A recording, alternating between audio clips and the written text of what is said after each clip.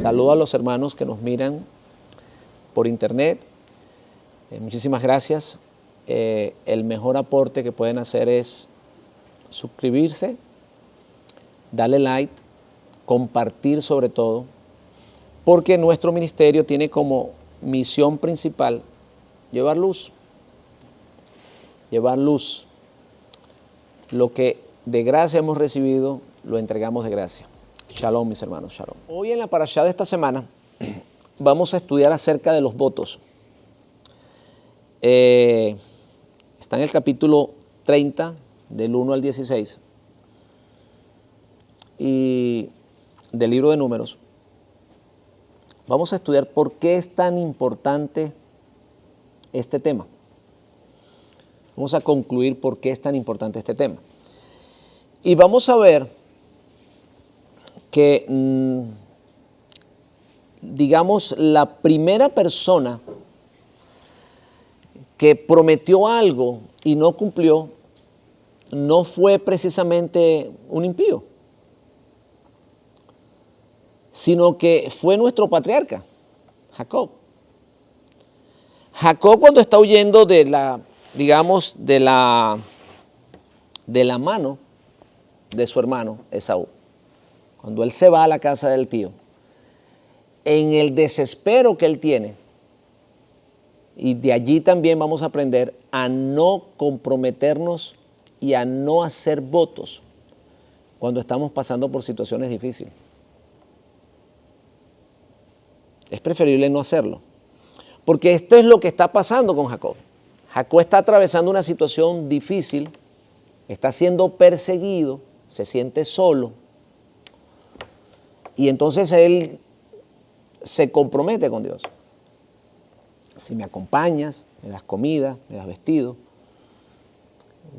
tú serás mi Elohim, tú serás mi Dios, y yo voy a apartar todo lo que me des. Y el 10% de eso te lo voy a entregar. Entonces, lo primero que vemos aquí es que Jacob hace un voto en una situación difícil. No te comprometas en situaciones difíciles. Aprendamos eso, hermanos míos. No comprometernos en situaciones difíciles. Por eso es que en el matrimonio debes de estar relajado. Por eso debe de haber un periodo de tiempo para tú conocer un poco a la persona, para que cuando llegue el momento de comprometerte con la persona estés relajado. Por eso, mis hermanos, es que la novia y el novio en el día de su boda deben de estar relajados. Porque en ese día se van a comprometer y van a dar su palabra. Si las personas entendieran la importancia del matrimonio, lo tomarían más en serio. Pero como no hemos comprendido eso, no hemos entendido, la Torá nos enseña de eso, hermanos míos. La Torá nos enseña de que el hombre, digamos el sadik, el hombre justo, debía siempre de buscarse a alguien que no estuviese contaminada. Por lo general más joven que él, quien él instruyera en ese camino que él iba a trazar. Comprometerse con la persona correcta. Y a su vez, esa persona debería de estar consciente de lo que era el matrimonio. Hoy en día, mis hermanos, la gente se casan y se divorcian, así como se cambia uno de ropa, a cada momento. Pero eso no era así en la antigüedad. El matrimonio era un acto sagrado, era un compromiso para siempre. Y aunque nos lo repiten cuando nos casamos, hasta que la muerte nos separe, pues la gente como que se le olvida lo que le dicen a uno en ese momento. O lo que uno repite, porque uno lo repite. Cuando nos vamos a casar, hermanos, tenemos que tener mucho cuidado. Porque debes de cumplir lo que dijiste en el altar. Por eso, ¿dónde se casan las personas? Frente a testigos.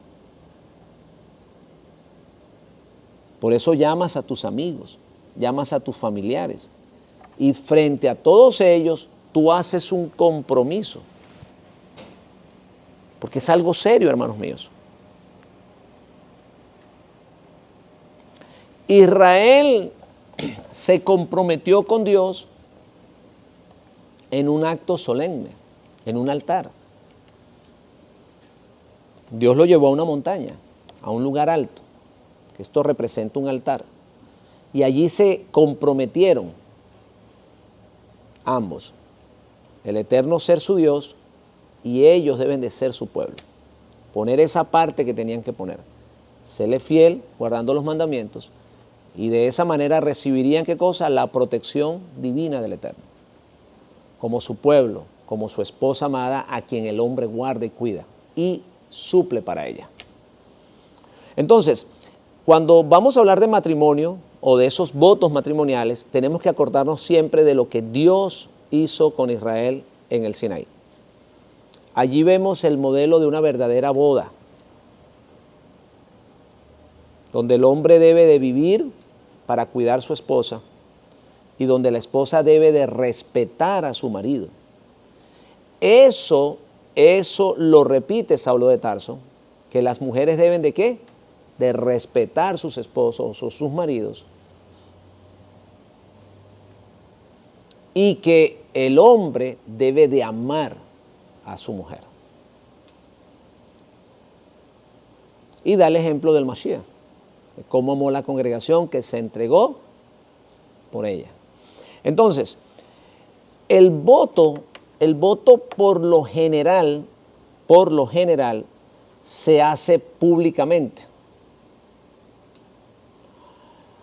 No se debe de hacer en momentos de desespero. Y la Torá enseña que el voto debe de pagarse frente a la congregación. ¿Para qué? Para que las personas vean que cumpliste lo que prometiste. Porque debe de quedar constancia de que tú cumpliste ese compromiso que hiciste. Yo recuerdo que nosotros llegamos acá y yo me comprometí en construir un templo. Y lo hicimos públicamente. Y lo hicimos, lo terminamos. Porque debemos de cumplir nuestros votos. Y mucho más si te estás comprometiendo con algo que concierne directamente al Eterno. Miren, en ese voto que Jacob hizo al Eterno en el momento que él huía de su hermano Esaú, él unge una piedra. ¿Recuerdan? Él unge una piedra y dice que esa piedra será ¿qué cosa? La casa de Dios. Esa será la casa de Dios.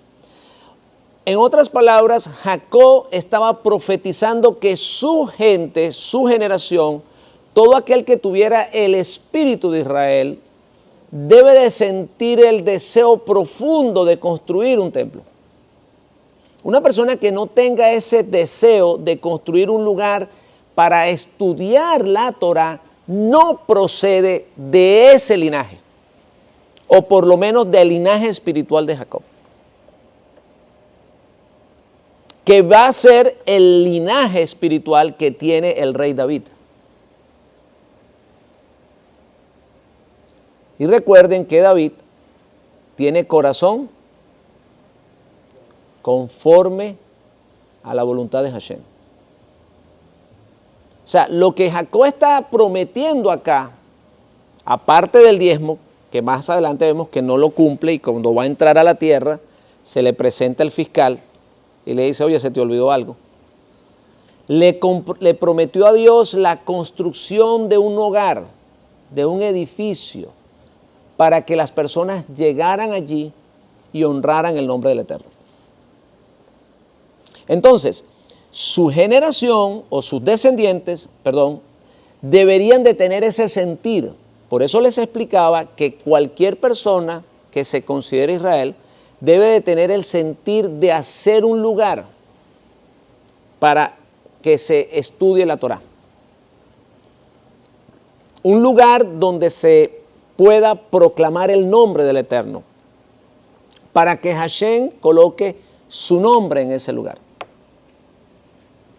Y cuando hablamos de que Hashem coloque su nombre en ese lugar, no es otra cosa sino para que Hashem hable a su pueblo en ese lugar. Eso es todo lo que está diciendo allí. El lugar donde yo colocaré mi nombre es el lugar donde yo vendré a ti y te bendeciré. No es otra cosa que el lugar donde Hashem habla a su pueblo, donde Hashem pone palabra, lo que leíamos en el Salmo 133. Allí vendía, ¿qué cosa? El Eterno, bendición y vida eterna. Entonces, un lugar para que, digamos, nos hable el Eterno, para que el Eterno use los labios de alguien y nos pueda hablar en esa congregación. Por eso el creyente debe de venir al templo es con ese deseo, siempre. No con el deseo de oír lo que quiere, sino lo que el Eterno tiene para él. Porque siempre los pensamientos de Dios son superiores a los nuestros y sus caminos mucho más grandes que los nuestros. Entonces, hasta allí estamos entendiendo. Jacob se comprometió con el diezmo, no lo cumplió, luego más adelante tuvo que entregarlo. ¿Cómo lo entregó? Nada más y nada menos con el número 10, del más pequeño al más grande. Le entregó a Levit como porción para Hashem. Contó desde el más pequeño hasta que llegó al número 10 y se lo ofreció a Dios. Por eso la tribu de Levit es la tribu que está consagrada para Dios. En ese momento que él unge la piedra, estaba comprometiéndose también en construir un lugar donde fuese invocado el nombre del Eterno. Hay un pasaje en la Biblia que nos llama mucho la atención y está en 2 de Samuel capítulo 24 y miren cómo comienza diciendo el capítulo 24. Dice, volvió a encenderse la ira de Hashem contra Israel. Lo primero que tenemos que leer es esto. De alguna manera Hashem estaba disgustado con el pueblo. Y fíjense lo que dice. E incitó a David contra ellos a que dijese, ve, haz un censo de Israel y de Judá. Entonces, no fue idea de David. De alguna manera, él sintió que tenía que hacerlo. Había una fuerza dentro de él que procedió o que lo hizo proceder a eso, a censar al pueblo. Aquí está escrito, hermano. Incitó. Puso un sentir en David. Ve y censa al pueblo. Entonces David lo hizo. Aunque Joab, el general del ejército, no quería hacerlo, prevaleció la palabra del rey, ¿verdad?, sobre los capitanes del ejército, y salió pues Joab con los capitanes del ejército delante del rey para hacer el censo del pueblo de Israel. Y entonces vemos que David manda a censar al pueblo, que aún los capitanes no están de acuerdo con eso. Hay personas que no lo quieren hacer porque consideran que David está equivocado, pero recordemos que David ha sido incitado. De alguna manera ha sido impulsado para hacerlo. En el versículo 10 dice, después que David hubo censado al pueblo, le pesó en el corazón y dijo David a Hashem, yo he pecado gravemente por haber hecho esto. Mas ahora, oh Hashem, te ruego que quites el pecado de tu siervo, porque yo lo he hecho muy neciamente. Fíjense algo, mis hermanos, que en esta historia David no es condenado. Porque hay una mortandad en el pueblo. O sea, David dice al Eterno, o sea, le ruega al Eterno, viene el profeta, ¿verdad? Vino pues Gad David y le hizo saber y le dijo, ¿Quieres que te vengan 7 años de hambre en tu tierra, o que huyas 3 meses delante de tus enemigos y que ellos te persigan, o que 3 días haya peste en tu tierra? Piensa ahora y mira qué me responderás al que me ha enviado. Entonces David dijo a Gad: en gran angustia estoy, caigamos ahora en manos de Hashem, porque sus misericordias son muchas, mas no caiga yo en las manos de los hombres. Y vino peste sobre el pueblo de Israel. ¿Y cuántas personas murieron? Ese día dice que murieron 70,000 personas. Hashem envió peste sobre Israel hasta la mañana, desde la mañana hasta el tiempo señalado, y murieron en el pueblo desde Adán hasta Beerseba 70,000 hombres. Entonces, ¿qué estamos leyendo en esta porción? Lo primero que vemos que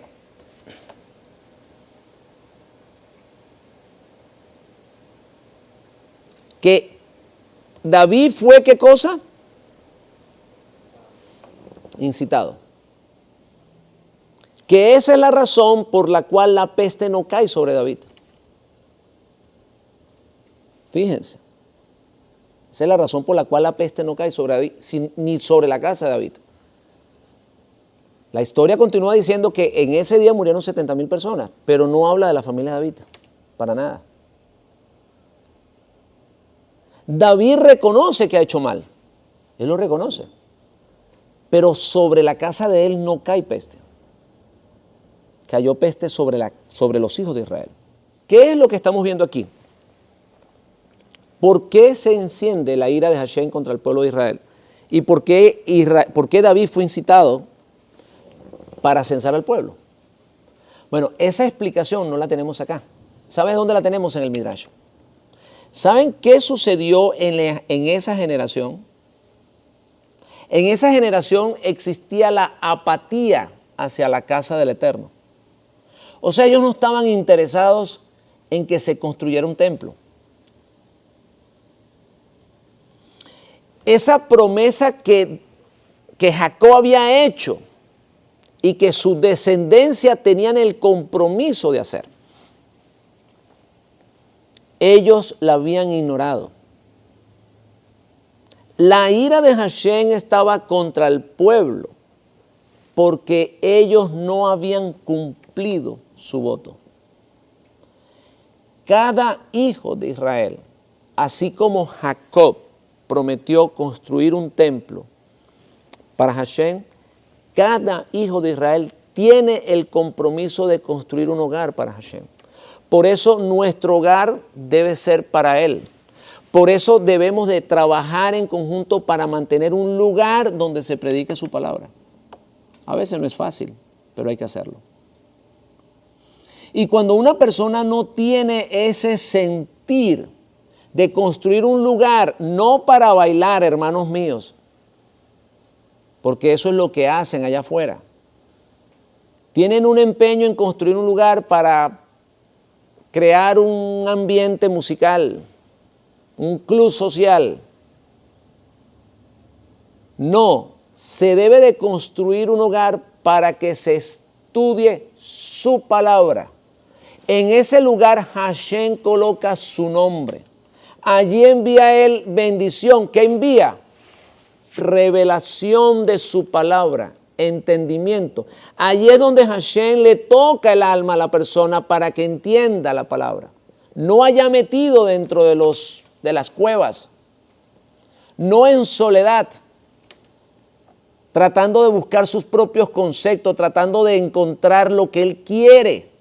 No, debes de ir al lugar donde Hashem habla, porque lo que Él habla no necesariamente es lo que estás esperando tú, pero es exactamente lo que tú necesitas, porque Él conoce lo que necesitamos, mucho más de lo que nosotros conocemos. Entonces, esa generación, hermanos, no estaba comprometida, o sea, vamos a ponerlo de esta manera, no quiso pagar sus votos. Tengamos cuidado con esto porque esto es muy serio. Entonces, ¿qué dice el Midrash? Dice eso, que esa generación no quería construir el templo.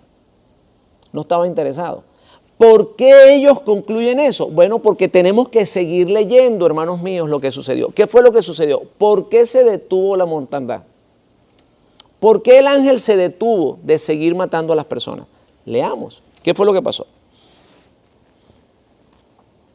Cuando el ángel extendió su mano sobre Jerusalén para destruirla, Hashem se arrepintió de aquel mal y dijo al ángel que destruía al pueblo: basta ahora, detén tu mano. Y el ángel de Hashem estaba junto a la era de ¿qué? De Araná, Jebuseo. Y David dijo a Hashem cuando vio al ángel que destruía al pueblo: yo pequé, yo hice la maldad. Quisieron estas ovejas, te ruego que tu mano se vuelva contra mí, contra la casa de mi padre. Y Gad vino a David aquel día y le dijo: sube. Fíjense, David no está conectado, David no sabe lo que está sucediendo. Él sigue creyendo que la culpa es de él. Y él dice: estas ovejas no tienen nada que ver, vuélvete contra la casa de mi padre, vuélvete contra mí. Pero nunca sucedió eso. O sea, David no fue castigado. Vino otra vez, y Gad vino el profeta otra vez y le dijo: David, levanta un altar a Hashem en la era de Araná, Jebuseo. Subió David conforme al dicho de Gad, según había mandado Hashem, y Araná miró y vio al rey y a sus siervos que venían hacia él, saliendo. Entonces Araná se inclinó delante del rey, rostro a tierra, y Araná dijo: ¿por qué viene mi señor el rey a su siervo? Y David le respondió: para comprar de ti. ¿Sí estamos entendiendo? Para comprar de ti la tierra, para construir ¿qué cosa? Para construirle la casa a Hashem. Entonces concluimos que lo que está sucediendo aquí, hermanos míos, es que el pueblo no quería construir, no tenía intenciones de construir el templo para Hashem. Y con todo este problema que vemos, se concluye eso. El profeta viene y le dice: ¿sabes qué? Ve y sube a tal lugar y allí haz un altar. Y David es donde entiende. Allí por fin David entendió que lo que estaba buscando el Eterno, era que su pueblo pagara sus votos. Si no hay templo, hermanos míos, usted no trae los votos al templo. Por eso las personas que no se congregan, por lo general no diezman. Por lo general no cumplen sus votos. En otras palabras, están a riesgo de que venga una peste sobre ellos. Bueno, eso es según lo que estamos leyendo acá. Las personas pueden sacar su propia conclusión. ¿Estamos entendiendo, hermanos, lo que estamos estudiando hoy? ¿Qué fue lo que sucedió? No tenían intereses, no tenían ningún interés en construir el templo. ¿Por qué no había interés? Porque en el templo, ¿qué había que hacer? Había que traer los diezmos. ¿Qué más había que hacer? Había que traer sacrificios de paz. Había que traer los animales. Estaban pensando en sus propios intereses, no en los intereses del Eterno. ¿Saben cómo dijo el maestro? En la casa, en los negocios. Fíjense, en los negocios, en el business de mi Padre, me es necesario estar. Si nosotros no lo entendemos de esa manera, si nosotros no lo entendemos que Dios demanda algo para Él y pensamos solamente en nosotros, pensamos en hacer las cosas para nosotros mismos, nos estamos olvidando de que Él que Él exige, una parte, porque Él es socio con nosotros en este negocio. Y cuando nosotros dejamos de entregarle a Él lo que le corresponde, y más somos capaces de entregarle al César, porque así es el hombre. El hombre paga los impuestos, le entrega al César lo del César, pero lo de Hashem no se lo entrega. Le queda bien al César. Yo voy a pagar los taxes. Tengo que pagar los taxes. ¿Verdad que sí? Yo tengo que pagarle al banco que me prestó dinero. Tengo que pagarle y con intereses. No, yo sí tengo que pagarle al banco. Pero a Hashem no. A él no tengo que darle nada. ¿Sabes qué estamos haciendo? Cometiendo un acto de injusticia. Porque si le das al César, tienes que darle a Dios lo que le corresponde a Dios también. ¿Hasta aquí estamos entendiendo? Vamos a ir concluyendo. Los hijos de Jacob tienen el compromiso de construir un templo. Si no podemos hacer el templo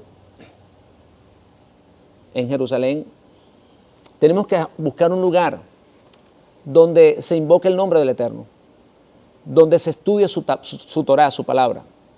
Ese sentir debe estar en cada uno de nosotros. Por encima de cualquier interés debe estar ese. O sea, yo no puedo tener un interés por encima de ese. Primero está Él. Él es el primero a quien hay que darle. Por eso, antes de construir tu casa, debes de construir, ¿qué cosa? El templo. Eso lo hizo Salomón. Salomón construyó el templo primero y luego, ¿qué construyó? Su casa. Cuando tú construyes para ti primero, ¿verdad? Estás haciendo las cosas al revés. No estás guiándote por lo que dice la Torá. Salomón construyó primero el templo. Y como él construyó un templo para Dios, entonces Dios le entregó una mansión. Lo recompensó. Porque dad y se os dará. Entonces, los hijos de Israel tienen ese compromiso. Porque es un voto que nuestro padre Jacob hizo. Y por eso debemos de cumplirlo. En cada hijo de Israel debe de haber el deseo de tener un lugar donde congregarse. Todas esas personas, con todo el respeto que se merecen, se los digo, necesitan congregarse. No sigan oyendo a esos maestros que los invitan a congregarse por internet. Están cometiendo un grave error. Están a punto de desaparecer, de menguar espiritualmente. Es en el lugar que Hashem ha escogido, donde coloquen su nombre, donde Él coloque su nombre, es el lugar donde allí viene Él y trae bendición. Encerrado solo en tu casa no lo vas a recibir. Vas a oír tu propia voz, no la voz de Él. Si vas al internet, tienes 50 o 100 o 200 o 3000 mensajes y vas a escoger el que tú quieres oír.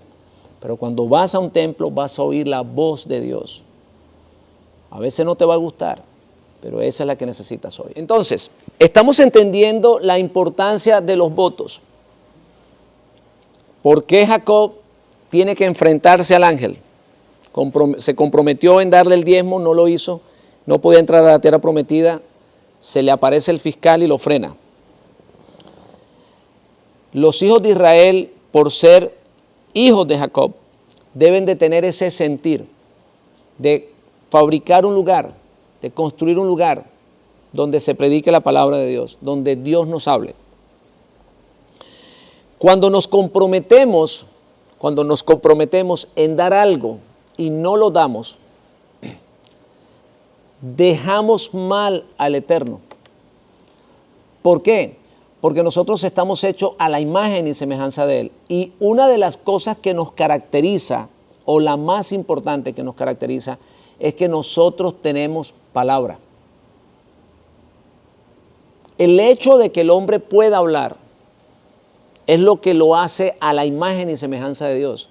Y así como Dios se compromete con su palabra, fíjense, hermanos míos, que cuando Dios decide destruir al pueblo de Israel o castigarlo, Moisés acude a una palabra y por esa razón no es destruido el pueblo. Porque tú dijiste, porque tú ya dijiste eso. que sería su Dios, que lo sacarías y que le entregarías la tierra prometida.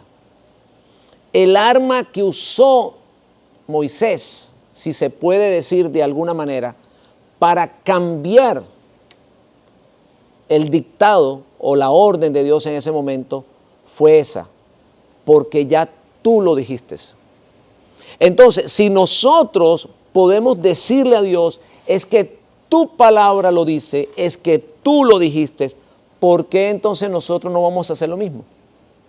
¿Por qué cuando nos comprometemos nosotros con algo, por qué nos olvidamos de lo que prometemos? De esa manera no nos creerán nuestros hijos, nuestros amigos, las personas que nos miran. No nos van a creer porque cuando hablamos algo y no lo cumplimos, nos pasa lo de los políticos en medio de las campañas políticas, que le prometen al pueblo cantidad de cosas y el pueblo en confianza entregan su voto, esperando que el político cumpla con la palabra y terminan desilusionados porque no hace absolutamente nada o por lo menos no hace por lo general todo lo que ellos cumplieron. Pero ¿qué fue lo que pasó con el político? Lo prometió en un momento que no tenía que prometerlo, en un momento de campaña, en un momento lleno de emociones. Por eso es que los políticos los ponen frente a los públicos y los públicos comienzan a aplaudirlo y a hacer bulla. Entonces en ese momento la persona comienza a prometer una cantidad de cosas que más adelante no puede cumplir. Aprendemos eso. No podemos comprometernos ni prometer algo cuando estamos llenos de emociones. Debemos de prometerlo en tranquilidad. Hablamos de los novios.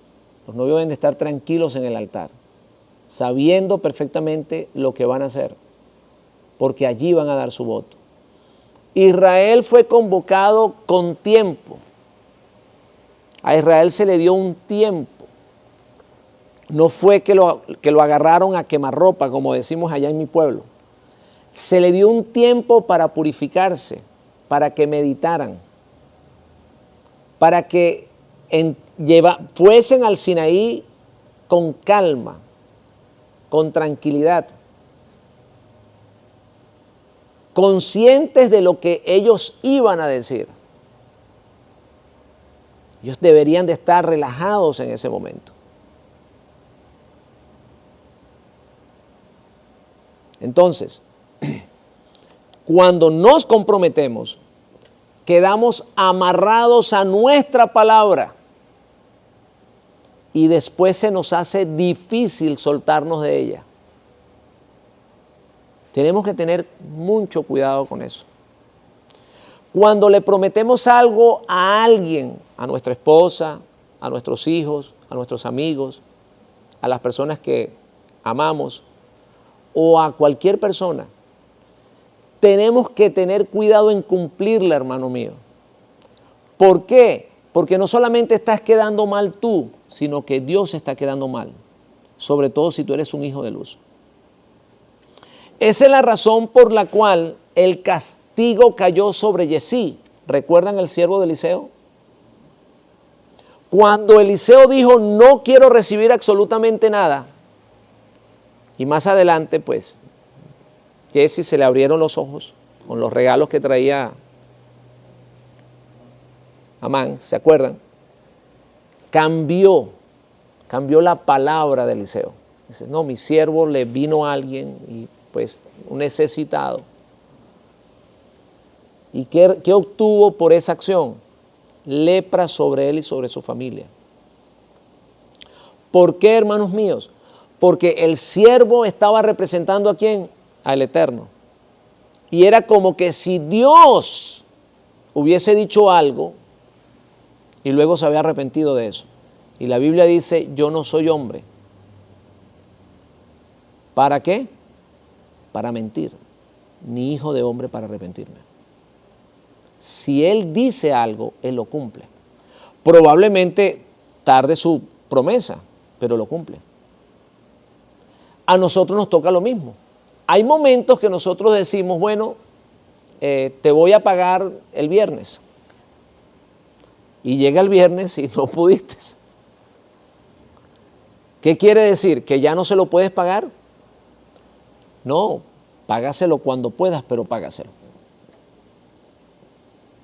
¿Estamos entendiendo? Si no pudiste ese día, no quiere decir que no se lo vas a pagar nunca. Cuando Israel iba a entrar a la tierra prometida, no pudo entrar. Dios dijo, no entran y vayan de regreso al desierto. Pero no se quedó la historia allí. Los preparó en el desierto 40 años y ¿qué pasó?